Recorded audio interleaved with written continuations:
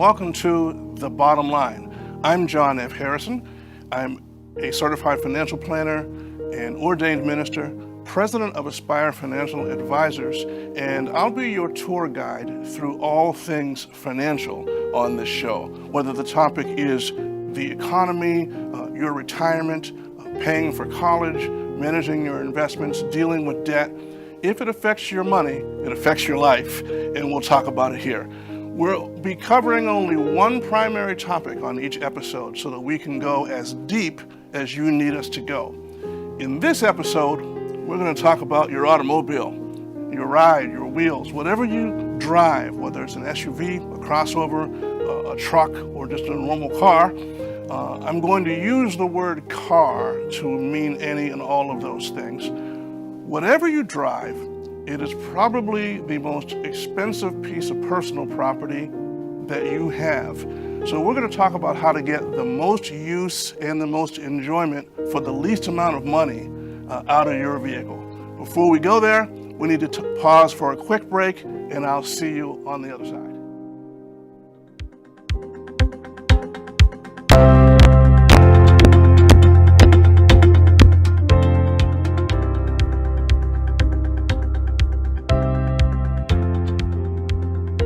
Welcome back. Let's talk about cars. We all have different feelings about them. And for some people, a car is just a tool, like a microwave or a snowblower. It's an appliance to get you from point A to point V, and people really don't have any more feelings about them than that. But for other people, a car is a gateway to a meaningful experience. It's the freedom of the road. It's the adventure of a road trip and all that represents. For other people, it's sporting gear.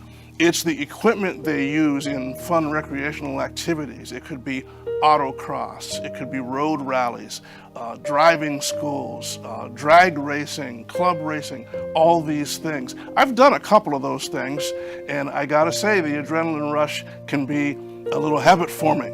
And for some, a car is a personal accessory that says something about them, what they value, what their personality is like, what they've achieved. So cars mean different things to different people. But one thing we can all agree on is that cars are expensive. They're expensive to buy, they're expensive to operate and to own, and it's getting more costly all the time. And I mean more than just those $90 fill-ups we've all been enduring at the gas station. Here's some numbers from Experian that I want to share with you as we start, just to see how you compare to the average person with a car. As of the third quarter of 2021, here are the stats on cars in America. 59% of people who bought a used car financed it. 40% of people who bought a new car financed it. And 85% of all car purchases were financed, were bought with borrowed money. Now, according to Experian, here's how that breaks down. The average monthly payment, about $609 a month for a new car and $465 for a used one. The average loan amount was $37,280 for a new car and about $25,900 for a used one. Interest rates, 4% for a new one, 7.98% for a used one. And the loan term, the amount of time people were supposed to be making their payments, 69 months for a new car, 66 months for a used. Both of those are over 5 years, pushing 6 in the case of a new car. Of all those car loans, 7% of them right now are in some sort of workaround, a hardship workaround, because they've fallen behind, they can't catch up on their payments, and they need some sort of concession from the lender to get things right again. And 1/3 of all car loans have negative equity, meaning the guy driving the car owes more on that car than the car is worth. The average American will buy 9.4 cars over the course of a lifetime. So over time, this car thing is a really expensive habit. In fact, car debt is the second largest kind of debt that Americans have, kind of consumer debt that Americans have, second only to college loans. So cars are a big expense, and a lot of people are struggling with that expense. 1 in 3 has negative equity, and 7% is in hardship workaround. If you want to do better than the average person does, then you must do something different than what the average person does. Here then are 5 or 6 things that I'd like to share with you just so that you can take a different approach and have your car give you more enjoyment, more service, and cost you less money. Point number 1 I'd like to make: don't buy new. One of the hidden costs of car ownership is depreciation.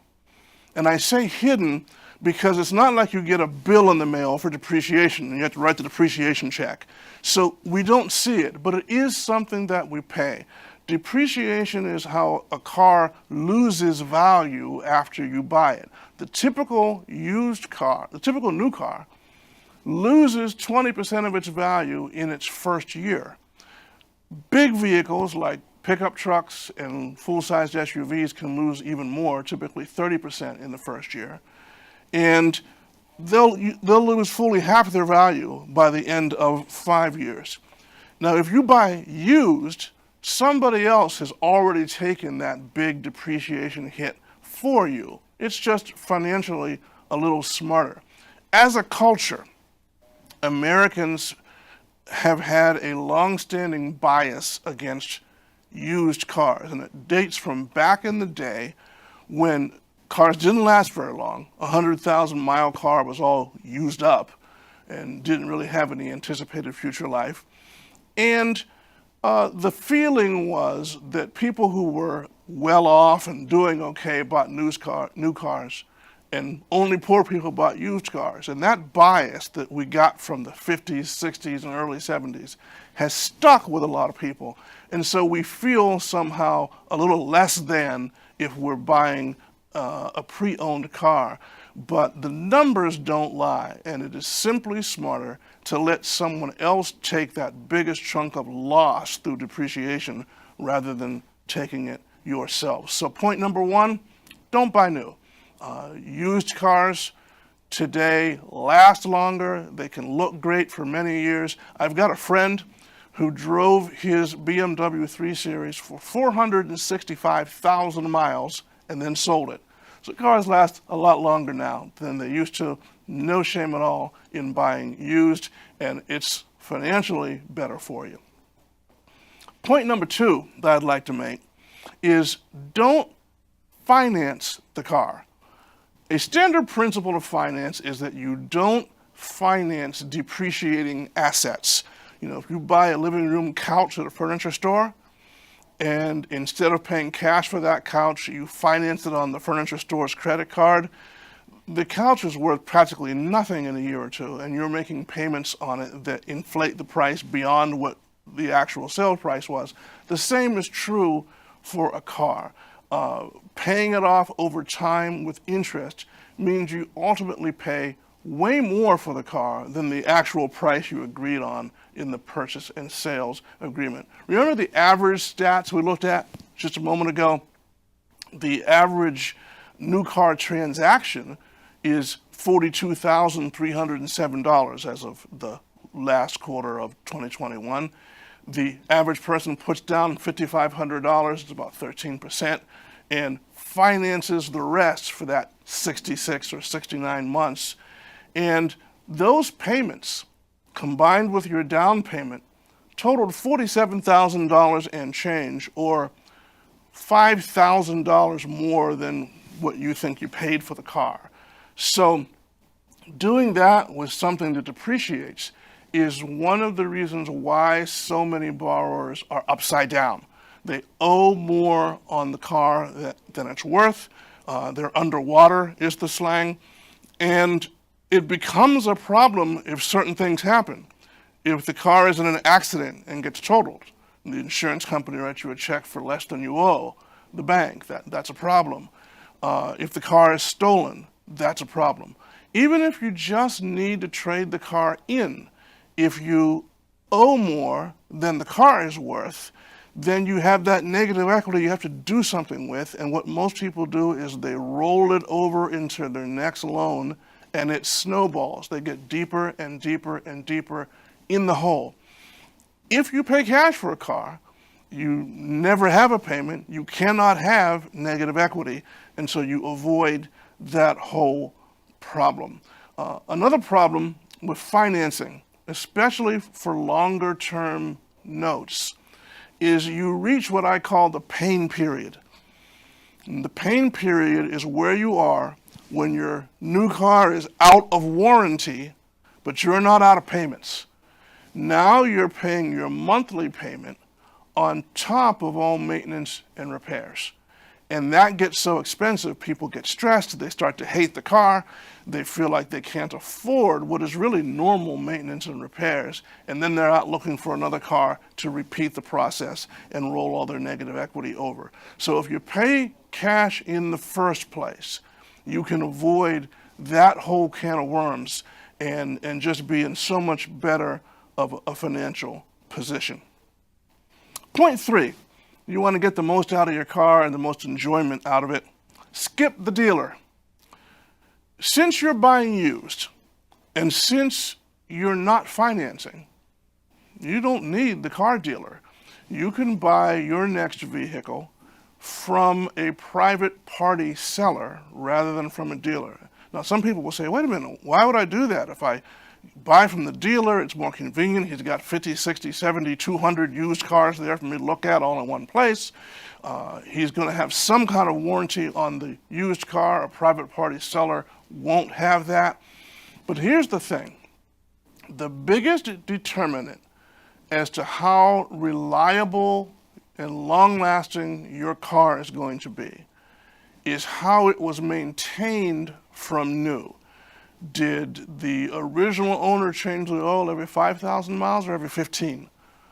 Those sort of things make a difference as to how long the car will last for the second owner. And you don't have that information when you buy from a dealer.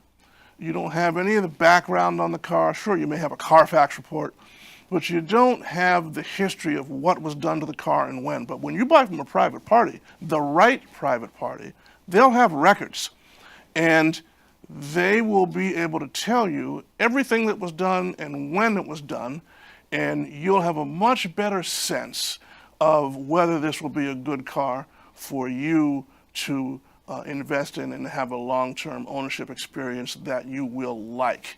So skip the dealer and hold that thought. We're going to take a short break and take care of some business, pay some bills, and we'll come back in just a minute and tell you some more things you can do to change the way a car affects your finances. See you in a minute. The Well Jamaican Restaurant, located at 55 Mazio Drive in Randolph, Mass., where good food and fellowship meet daily. Check out our variety of fresh and tasty entrees and sides from our menu or the website, thewellja.com, like our jerk chicken, oxtails and rice, seafood, desserts, and more. With our drinks and juices made fresh daily, you have the option to dine in or take out. We can also cater your special event, or you can book our private dining room and let us host your special event.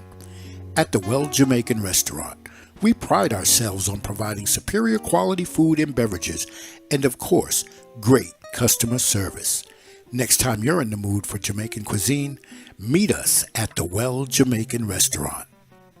Become part of the family. Connect with us on Facebook and Instagram. The Well, where good food and fellowship meet daily.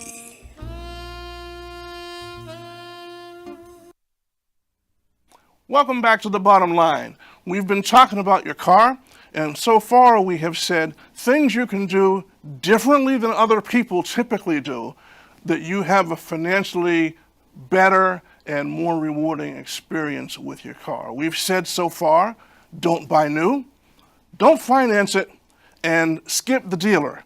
All those things will help you, but there's more you can do. And the next thing I want to talk about is find an indie mechanic.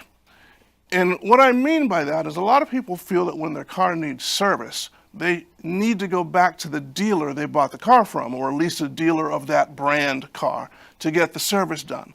Probably the most expensive way to get a car worked on. There's a couple things going on at a dealership that you should know about. Number one, they have enormous overhead. That big, beautiful showroom with all those cars in it and that huge, impressive service bay that they've got costs them a fortune. So when you bring your car in for an oil change for $100, they're not looking just to do an oil change on your car. They're going to scour that car for everything either that's really broken or might be broken, or that they might convince you will someday break and try to get you to deal with that thing now. They're always going to upsell you. An independent mechanic has less incentive to do that, won't always be pressuring you with, oh, we found this, you need to fix this. Also, the work at an independent mechanic will simply cost you less. The hourly labor rate will be smaller at an indie shop because he doesn't have that huge showroom that he has to support financially. And many car dealers today don't make a lot of money on the sale of cars themselves. Where they get their money is financing, parts, and service. Well, you're going to skip financing, and if you go to an indie rather than the dealer for parts and service, you will pay a substantially smaller labor rate, and your car will cost you less to maintain. Something else that an indie will do or may do that a car dealer simply will not is let you buy OEM parts. OEM stands for Original Equipment Manufacturer. These that make the parts your car was built with. Now, they make the part generically and then brand it with the name of the manufacturer they're selling it to. And when they brand it with that name, that manufacturer name, the part goes up in price. I'll give you an example. I'm about to put control arms on my car, which is a suspension component. Now, the ones that come marked BMW cost about $300 each. They are Lemfurter parts. That's the company that actually made them. I can buy them direct from Lemfurter for about $85 each. Huge difference versus $300. An indie shop that knows you want to save a little bit of money may let you buy original equipment manufacturer parts, OEM parts. He marks them up a little bit because he does not get the same sort of wholesale price when he buys those as he does the branded parts.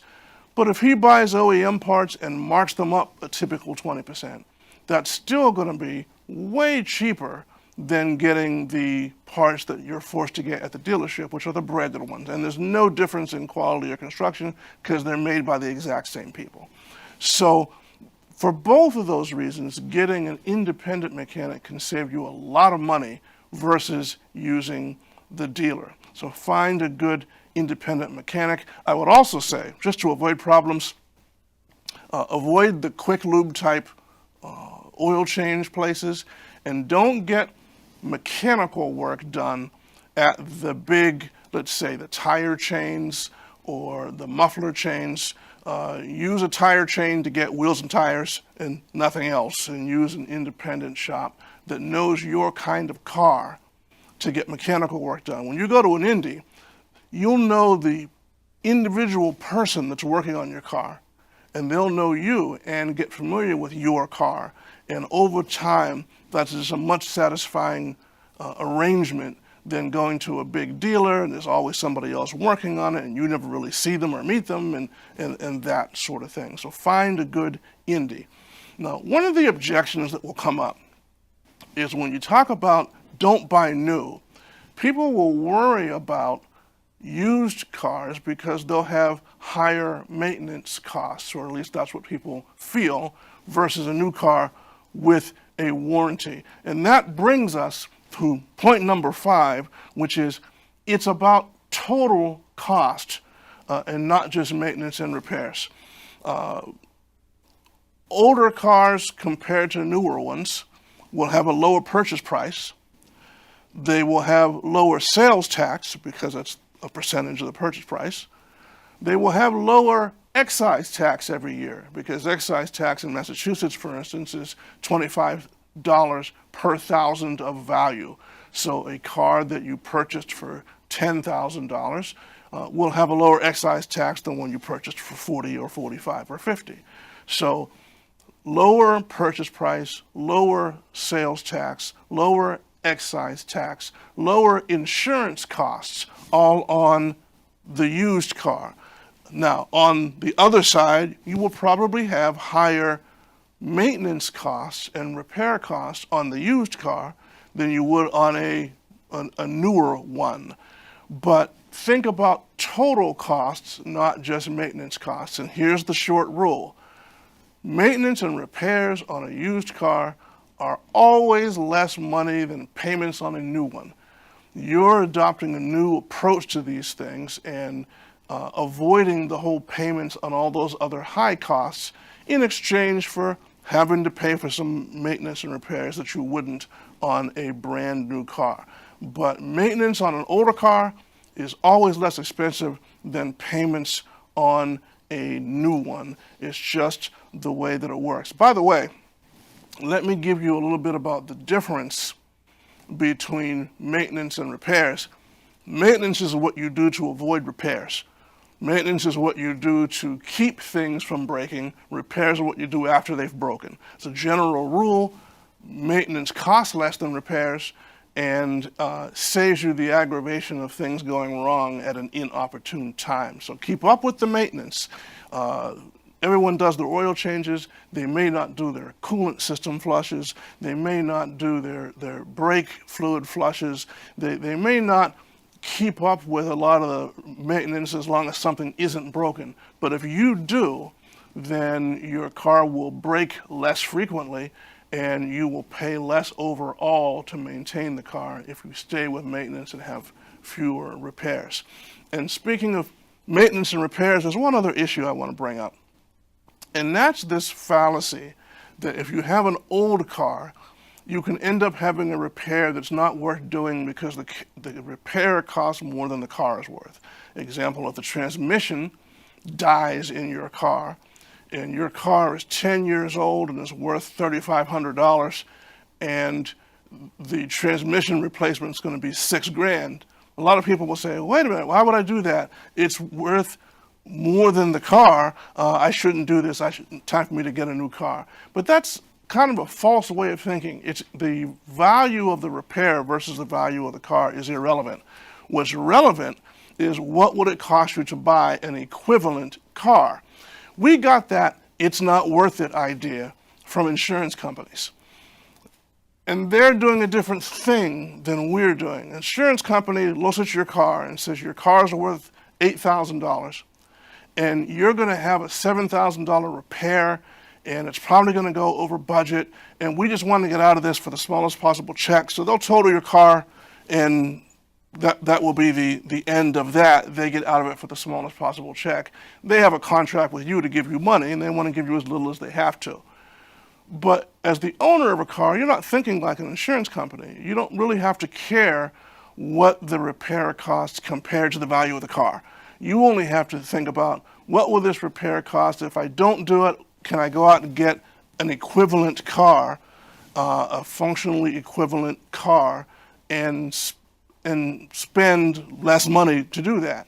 As long as that's not the case, then it's worth repairing the car if you still like it, regardless of the actual value of the car. The value of the car is only an issue if you're selling it or trading it. If you're driving the car and enjoying it, it really doesn't matter what the car is worth to you. So I'll give you one more thing as we start to wind up our thinking today, and this will be point number 6 that I'll talk about, is you might want to learn to turn your own wrenches.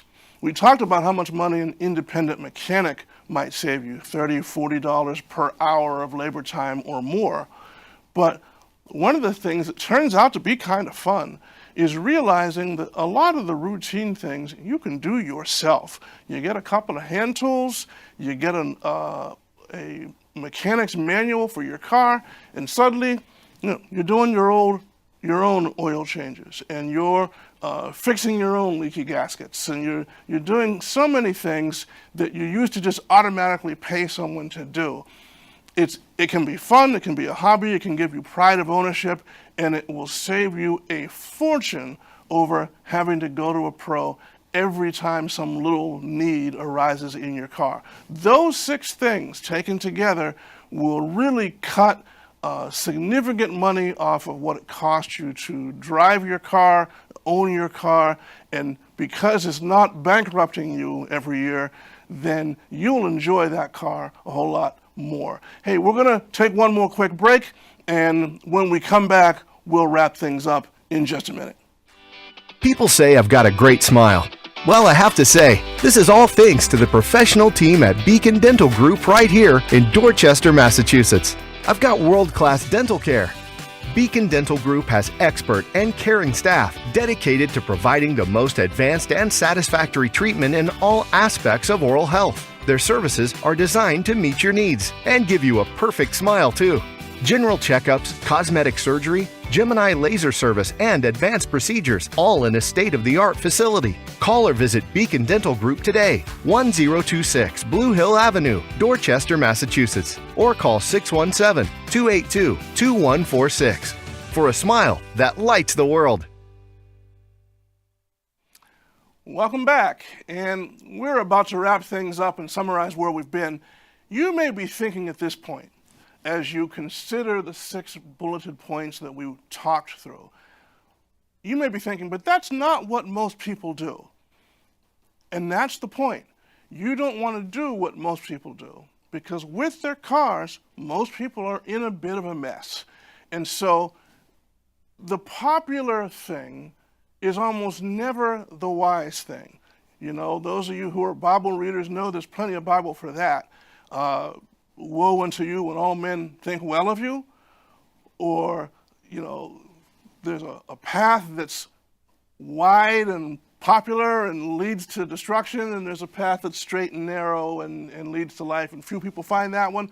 All those kind of ideas point to the fact that the popular thing is usually not the wise thing, and so it is with cars. What most people do does not serve their financial interests well. So if you will avoid buying new, if you will avoid financing, if you'll get a relationship with a good indie mechanic, if you will learn to turn your own wrench, if you like, if you will skip the dealer, and if you will think in terms of total costs rather than just maintenance costs, the bottom line is you end up with more money in your pocket. Now, you may say to yourself, but I've already got a payment. I'm already in this situation, and that's okay. Just work to pay that off and then keep that car. Set aside the money that used to be your payment into a savings account for maintenance and repairs. And then maintenance and repairs will never shock you or hurt you, and you can just keep that car going and get off the payment bandwagon. The amount of change you need to make in your situation may seem overwhelming at first, but I promise you, you can get there from here. And that's the bottom line.